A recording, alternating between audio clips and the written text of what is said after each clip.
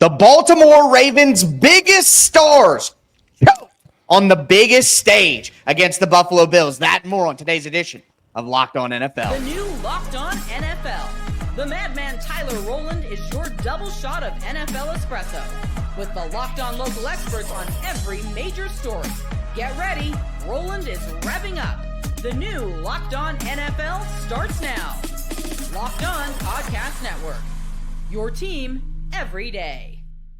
Football fans, welcome in to the Locked On NFL podcast, bringing you a double dose of the NFL's biggest stories with help from our local experts that know your favorite teams like no one else. I am your host, the madman, Tyler Rowland, joined today by Louis DiBiase, our Locked On NFL expert. On today's show, we are breaking down a crazy divisional round weekend in the NFL. We saw the Chiefs and the Eagles keep rolling. The Detroit Lions lost the game, but maybe lost even more after. And the Baltimore Ravens will start with their choke job against the Buffalo Bills. Before we dive in, though, do want to thank you for being a everydayer here with us at the Locked On Podcast Network and for making Locked On NFL your first listen. Remember, it's your team every day here on the Locked On Podcast Network. Also want to let you guys know that today's episode is brought to you by PrizePicks. Go to prizepicks.com/LockedOnNFL. Use the code LockedOnNFL, all lowercase, to win $50 instantly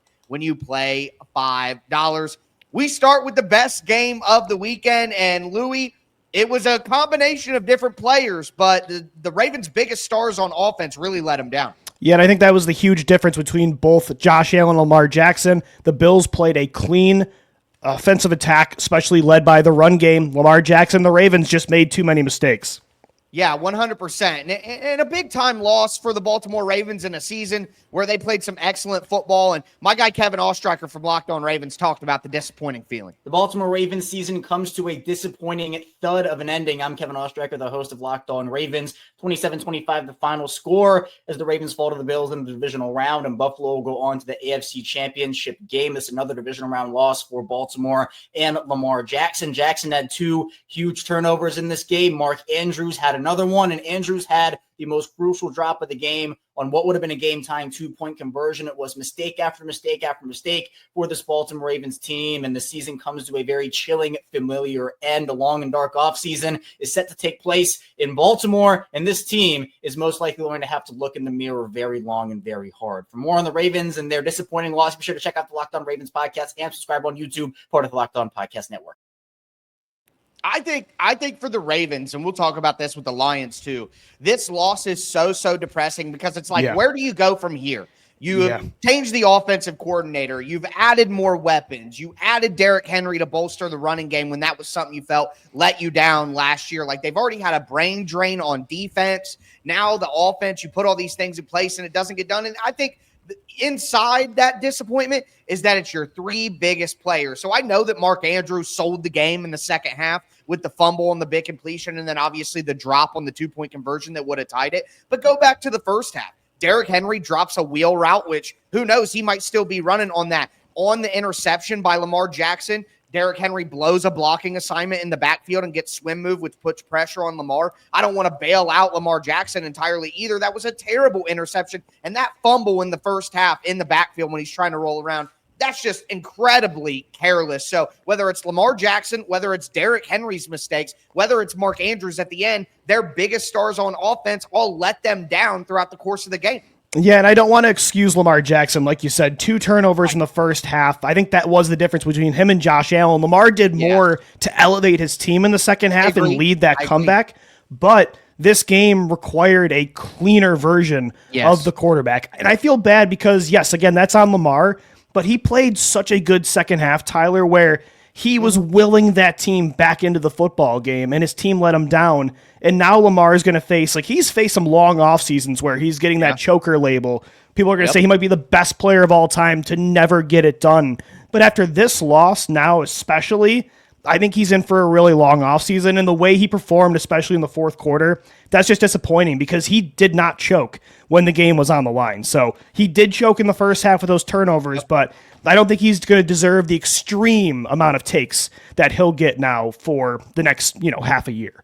Listen, I would tell you that I'm someone who does criticize Lamar Jackson quite a bit compared to, I guess, your more average media member, but I agree with you in this one. I'm not going to come on here and say, Lamar Jackson is terrible. It's all his fault. But the reality was, if you look at the line graph of that game, he was real down at the beginning and he put his team in a hole and he went way high. But ultimately, it equals out to where Josh Allen was just more steady. And I wasn't really all that impressed with Josh Allen. This wasn't an incredible Josh Allen game. And I think that's a credit to the Buffalo Bills. And we could kind of transition there. I think my last thing on Baltimore is just when you don't have any answers about where to go from here, what can we do? That's most depressing. But from Buffalo's perspective, you didn't even need Josh Allen to be Superman in this game, and you still found a way to win. They were able to run the ball with some success. Josh Allen completed the short passes, and using him as a short yardage runner was just so valuable. Even if the numbers aren't gaudy, situationally, he was so good. Yeah, and that's where I'll credit Josh Allen and kind of blame Lamar, is I think Allen understood his role needed to be different in this game. And sometimes when you're that talented, you can't help yourself but try to take the game over and do too much. And Lamar, I think, was pressing early on. But I think it's a testament that, Allen's numbers, they don't look sexy in this game. Didn't even have over 130 passing yards. But he understood what version of Josh Allen the Bills needed today. They knew they were going to run behind James Cook in that offensive line. They were going to lean on the defense. And I thought that game manager style for a guy of his talent, it's impressive. The selflessness of Allen, I think that shows true value. So I thought that was, even though his individual performance wasn't impressive, the way that he's accepted that kind of role this year a lot of times shows his value just in another way. And I think you look at his, I know this is like a movie term, but like his character arc in the NFL, going from, a high turnover worthy play guy, a guy with questionable accuracy, a guy that tried to do too much and would lead to the turnover plays. For him to, I would compare it to like LeBron James. LeBron James can have a triple-double and not play a good game. Like, that's just the nature of it. And Josh Allen's the same way. He could get a triple-double with 400 yards and rushing touchdowns and 5 total scores, and he made mistakes during the game that actually hurt his team. For him to have the maturity and the growth as not only a player but a person, to go out there and put up an 18-7. It doesn't look as great as the triple-double, but I did what I needed to do, and my team lifted me up, and I think that's the most promising thing for Buffalo going forward. Louis, you're not on the show the rest of the week, obviously. You get your one day. I want to get your stakes. Who you taking in this AFC matchup between the Kansas City Chiefs and the Buffalo Bills? Do the Bills get over the hump? Yeah, it's round 4. The Bills have to head back to Arrowhead. And Tyler, I think the Bills are a better team in 2024-2025 season than the Kansas City Chiefs.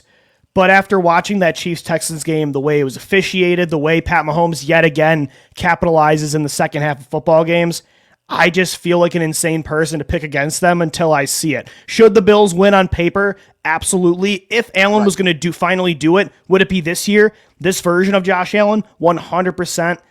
But if I'm going to actually make a pick with my head, unfortunately, I'm still, my heart wants to take the Bills. I'm still going to take the Chiefs to get to New Orleans. Yeah, my guy Alex Clancy from Locked On Cardinals, formerly of Locked On NFL, he has a saying, it's Patrick Mahomes until it isn't. Exactly. And, no spoilers for me, but it's hard to go against that philosophy. But with that being said, we got a massive upset. The Detroit Lions go down, and it may just be one bad loss, but what comes next for the Lions might be even worse. Today's episode is brought to you by LinkedIn Jobs. Growing your small business in 2025 comes down to how well you can hire. And let's face it, better hires start with smarter insights. That's where LinkedIn comes in. With the strongest hiring data available, LinkedIn helps you identify the right candidates, giving you confidence to make the best decisions for your business. Small businesses are where a lot of hats, so every hire is crucial. LinkedIn gets that. That's why you get connected with the best candidates using data that you won't find anywhere else, from unique skills and interests to connections that you share. LinkedIn helps you find the right person for the job. And in fact, 72% of small businesses say LinkedIn has helped them hire high quality candidates. And the next team, the Detroit Lions, we're going to talk about, they're going to need some high quality candidates as well. But hire smarter this year and find your next great hire on LinkedIn. Post your job for free at linkedin.com/LockedOnNFL. That's linkedin.com/LockedOnNFL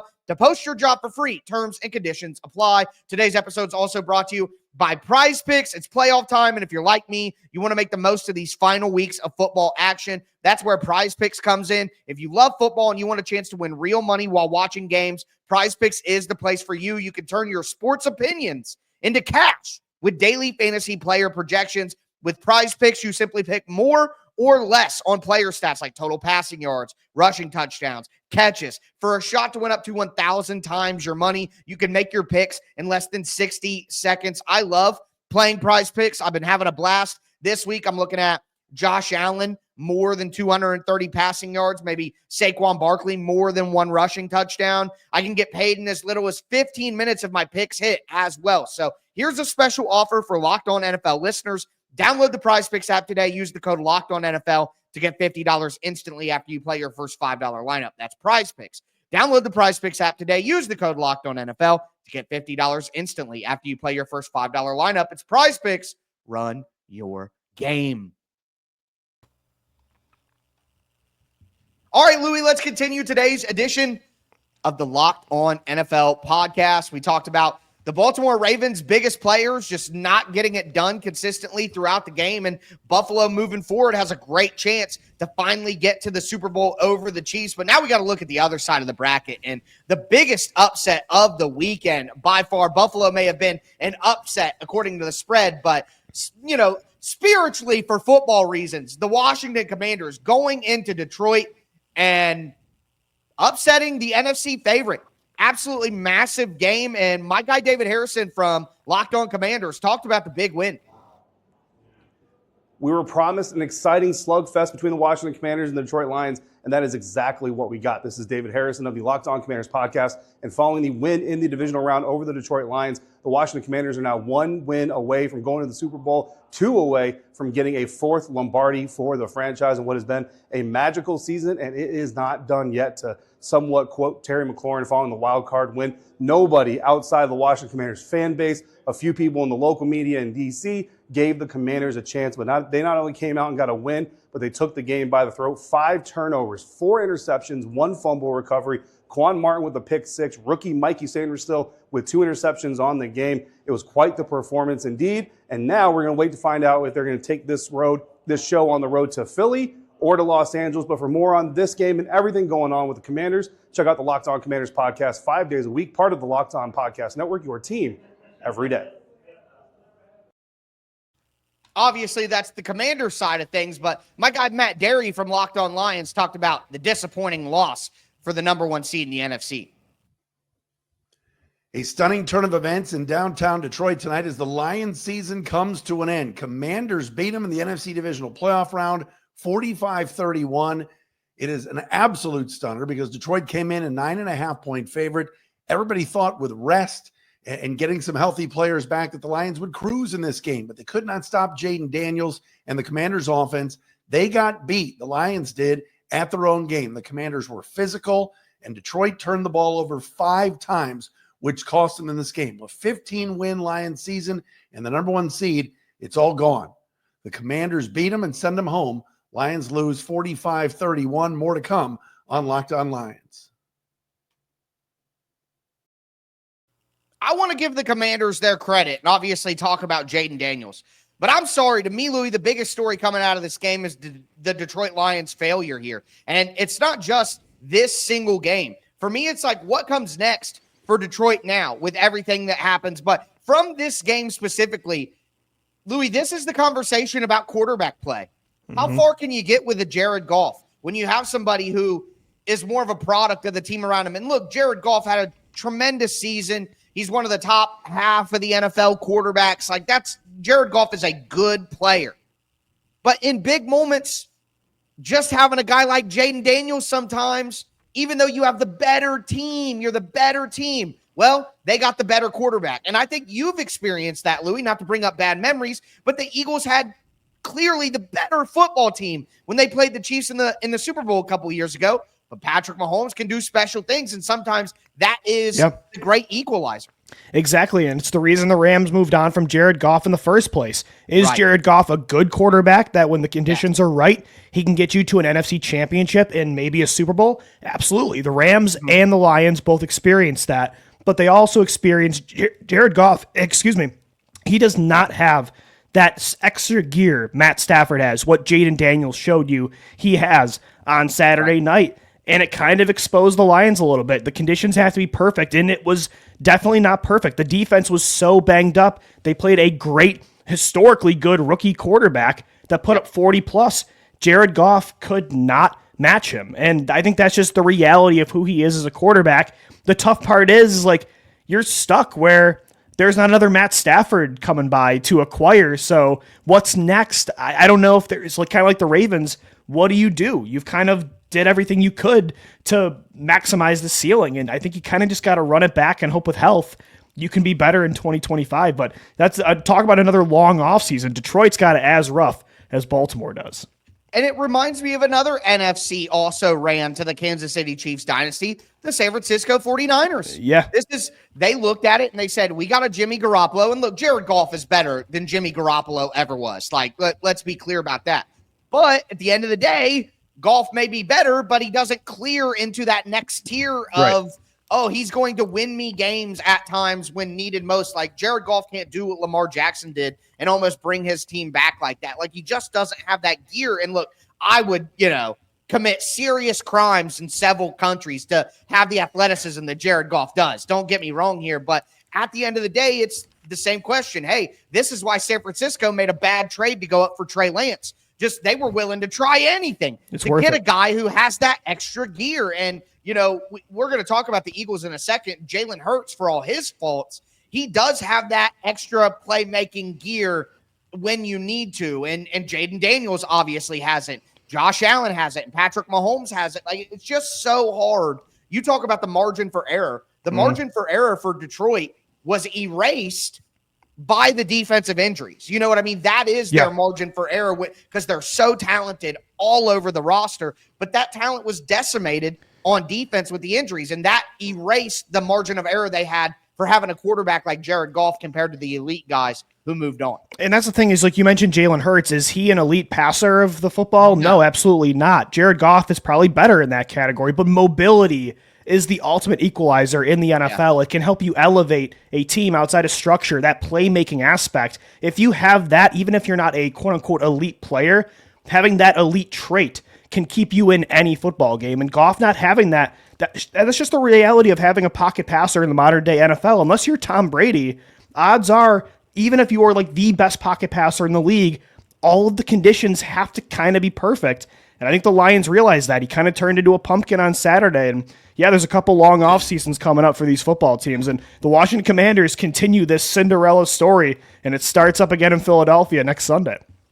Yeah, 100%. And you look at Jayden Daniels, like we're talking about unbelievable. Why the Lions didn't have that special element. This probably is the best rookie quarterback season in the history of the NFL. I mean, Andrew Luck had a really good season. Obviously, you could probably go back into the annals of league history that were, when my dad was a child, and probably find some other rookie season. But in modern recent memory, it's hard to think. And just how special Jayden Daniels is. Again, the Lions were a better football team, but Daniels, 299 yards passing, 2 touchdowns, no interceptions, didn't take a sack, ran for 50 yards. Like that sort of special playmaking ability is far more rare and more impactful than a good roster. Like it's just the reality.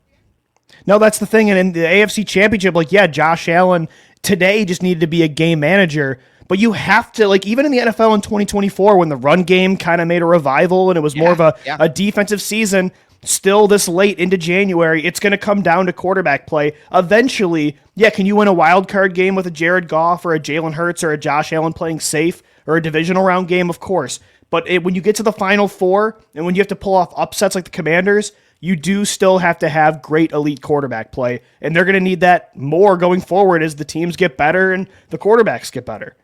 And to go back to the first game that we talked about, the Buffalo Bills aren't beating Kansas City in Kansas City with the game Josh Allen played. No, 124 yards is not going to get it done. No. Yeah, they're going to need a lot more from him. So that's obviously something that we'll monitor the rest of the week. But there were 2 other games this weekend. The Philadelphia Eagles and the Kansas City Chiefs both keep rolling. And spoiler alert, that might be my Super Bowl matchup later this week. We'll get into it. It's Locked On NFL, part of the Locked On Podcast Network, your team every day. Today's episode is brought to you by FanDuel. From the first whistle to the final drive, FanDuel makes the NFL playoffs even more exciting. Right now, new customers can bet $5 and get $300 in bonus bets if you win your first bet. That's $300 to keep the action going. The FanDuel app is easy to navigate. There's a variety of bets to keep every game exciting. You have over-under, spreads, money lines, player props, same-game parlays. You got live bets as well. Plus, when you win, you get paid instantly. No more waiting around for your winnings. Whether you're betting on your favorite team or you're just looking to add some excitement to the playoffs, FanDuel has you covered. Just visit FanDuel.com to join today and to get started with $300 in bonus bets. That's FanDuel.com. Make this playoff season unforgettable with FanDuel, an official sportsbook partner of the NFL. All right, Louis, let's cap off today's divisional round recap edition of the Locked On NFL podcast. Talked about the Ravens offense choking against the Buffalo Bills, the Detroit Lions. It's not good enough, and we didn't even get to what this means going forward with the coordinators and them leaving and Dan Campbell. Like, there's so much to dive into. I think that's what we're going to talk about on tomorrow's show, is one big question from all the teams that lost in the divisional round. But moving forward, there were two more games this weekend. First, the Philadelphia Eagles take care of the Los Angeles Rams in a great football game with a ton of snow. And Louis, no need to throw it to a clip. I got the expert right here. What did you see from the Eagles that allowed them to win that game against the Rams? Yeah, it's simply put, they have a historic generational run game and the number one defense in football. And we were talking about how elite quarterback play normally has to be what wins you a championship. And can Jalen Hurts throw yet again against Washington, against, God forbid, it's Mahomes or Allen in a Super Bowl? Can he throw for 120 yards and likely win it all where there's confetti falling on him? Probably not. But this year's Eagles, it's a little bit different than even the Lions and, the Bills and Ravens today, where they have one of the best run games the NFL has ever seen. And Jalen Carter today, Nolan Smith showed, the Eagles might be the youngest defense in football, but they're the number one defense in football right now. Yes. And I truly think if he plays turnover-free football and his knee that's the big thing. If his knee is healthy enough where he can still extend plays, he does not need to be even the elite passer that we saw in the Super Bowl 2 years ago. He can be good, not great in that way if he's great running the ball. But I thought overall in this game, what happened, Saquon Barkley and Jalen Carter said, we're the alphas of both sides. We're going to take this thing over with our quarterback banged up in a blizzard, and it got the job done. That was the most stressful yet enjoyable football game I've watched in a very long time. Louis, one thing that I have been saying all season long, especially at the back half of the year, is one reason that I believe in the Eagles is because they have dogs. They just have more star players than just about any other team that they're going to face at all levels. And Jalen Carter, what he did on those final two plays, he literally sacked Matthew Stafford to make it a super difficult play to make, and then immediately gets in the face with the swim moves on the front. What Jalen Carter did today was vault himself into the top 5, top 3 interior defensive line conversation. That is the number one thing that stood out to me. I do want to point out on the other side, we give the Eagles their flowers. Saquon, incredible. The offensive line. But on the Rams side, a good and a bad. Jared Verse is a bad man. I saw Jalen Carter couldn't even talk crap about him in the locker room afterwards because Jared Verse was saying, we want that 77 because you get a $77,000 bonus if you make it to the championship game. But Jalen Carter was like, hey, man, he's a baller. Jared Verse is a tremendous player. He's going to be a top-tier edge rusher. But I think the Rams couldn't handle the cold weather. That was ultimate. Kyron Williams' inability to hold on to the football just showed the Rams didn't match the physicality, and maybe they don't have the players to match the physicality. But the number one thing that stood out to me is the Rams didn't see like they could deal with the weather in critical spots, and the Eagles just have stars. And that was the play I really thought changed the game. Jalen Hurts got sacked in his own end zone for a safety. It was 16-15. The Eagles were only up 1. The Rams are at midfield. Kyron Williams, the ball got punched out by who else? Jalen Carter. That really flipped the game. I was telling myself it's over. Like, I was preparing for an Eagles offseason. And that completely changed the game. So, yeah, hats off to the Rams defensive line. I actually thought outplayed the Eagles up front. Yeah. Which was very surprising. Times. Yes, but also, at the same time, the Eagles just continued to shoot themselves in the foot over and over again on both sides. But like you said, they're so talented that they still found a way. Like, you have to put them away in the first 3 quarters or else they're probably going to win the football game. That's kind of what they and the Chiefs have similar. So the Rams, I'll give them props. Like, they came in blizzard conditions and they really pushed the Eagles more than I thought. But again, I just think the more talented roster that capitalized late was always going to be the team that won. Puka Nacua had some drops too, and I'm just like, he did. You Hawaiian guys are never beating the cold weather allegations, man. Like, it's just not happening. But going over to the Kansas City Chiefs, they took care of business against the Houston Texans. I thought this one was going to be a little bit closer than it was, maybe like one more score for the Texans. But the Chiefs defense just clamped down, and my guy Chris Clark from Locked On Chiefs talked about that. And the Kansas City Chiefs move on to the AFC Championship game. They beat the Houston Texans 23-14. Was basically a 2-score game at the end. They took a safety. Smart play on their part to burn some clock and to give them a better kick position. Kansas City moves on. They will face either the Buffalo Bills or the Baltimore Ravens. We will find out tomorrow night. This was a game that the Chiefs basically ran from the start. It wasn't pretty on offense. It wasn't pretty. They weren't able to stop them defensively for the most part. They did get 8 sacks on the night. That was huge. That got them to the point where they held the Texans to only 12 points on offense and gave up 2 points on the safety. This is a game that is going to go down, gets Kansas City to their 7th straight AFC Championship game. A lot more coming here on Locked On Chiefs in just a few minutes. I mean, I don't know what really there is to say other than this is just what we expect from Kansas City. I thought Houston gave them a good run at the beginning of the game. Like, they made some plays. That Houston defensive line, that was the big equalizer for me throughout the week. I thought that the Texans could keep it close because that defensive line was such an advantage over the Chiefs' offensive tackles. But ultimately, they kind of clamped it down at the end of the game, had a few drives there in the second half to get points that they needed. And it's just a much better football team beating a lesser football team. Yeah, I thought Will Anderson was exceptional in this football game, as well as Danielle Hunter. Like, their defensive line, Houston's defense is legitimate. I love their secondary made plays too. Yeah, absolutely. Like, their defense is really, really good. But as you mentioned, it's kind of like the Eagles. If it's a close game in the fourth quarter, I just am always going to pick Patrick Mahomes. And look, I don't want to be the ref guy, but I also think the Chiefs have an advantage in officiating at times. I thought that game leaned towards the Chiefs and officiating over the Texans. Houston, like, some people are getting on them for complaining about that. D'Amico Ryans talked about it, CJ Stroud, Will Anderson post-game, but there were some calls that went the Chiefs' way as well and gave them an advantage. So overall, like, it's everything kind of has to go perfect for you to beat the Chiefs in Arrowhead in a playoff game. And that's why, again, like, picking Bills Chiefs until I see it happen, even with the Chiefs still playing like lackluster football, especially on the offensive side of the ball, I'm never not going to believe they're going to get it done. They're just that good in the fourth quarter. And if the game's close, they're going to do it. Louis, our PTSD, mine from the 2019 AFC Championship maybe that's game, what's talking here. Super Bowl, we just can't help it. We're just like, they'll probably find a way to win no matter what. But I think now, if any year, you were right when you said earlier, this year is the year for Josh Allen to break through if they're going to do it. But, he's got it. Yeah. But I said that last year too, Tyler, so I don't know.